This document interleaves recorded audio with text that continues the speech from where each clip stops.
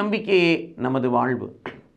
இது இயேசு கிறிஸ்துவுக்குள் பிரியமான என் சகோதர சகோதரிகளே, இந்த நிமிட நட்சத்திரக்கு இயேசுவின் நாமத்தில் நான் உங்களை அன்போடு அழைக்கிறேன்.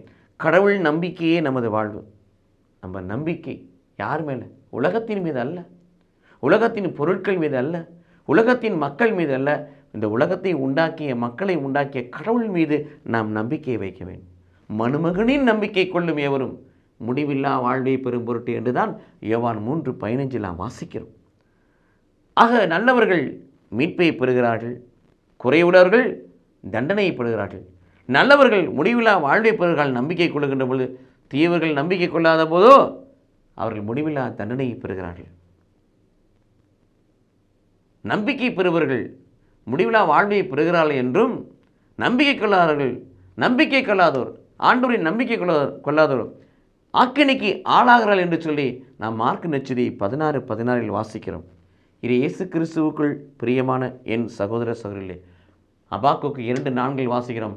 நம்பிக்கையினால் நீதிமான் பிழைப்பான்.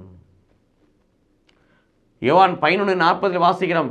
மார்த்தா, நீ நம்பினால், நீ விசுவசித்தால் கடவுளுடைய மகிமையை காண்பாய். மார்க் 9:23 வாசிக்கிறோம். நம்புகிறவனுக்கு விசுவசிப்பவனுக்கு எல்லாம் கூடும். ஆக நம்பிக்கையால் தான் நமக்கு வாழ்வு மலர்கிறது. கடவுள் மீது நாம் கொடுக்கிற நம்பிக்கைகள் தான் நமக்கு வாழ்வு மலர்கிறது பிரியமானவர்களே. ஆகவே கடவுள் நம்பிக்கையே நமது வாழ்வாய் மாறட்டும். கடவுள் மீது நாம் நம்பிக்கை வைப்போம். கடவுள் நம்மை ஆசீர்வதிப்பாராக. ஆமீன்.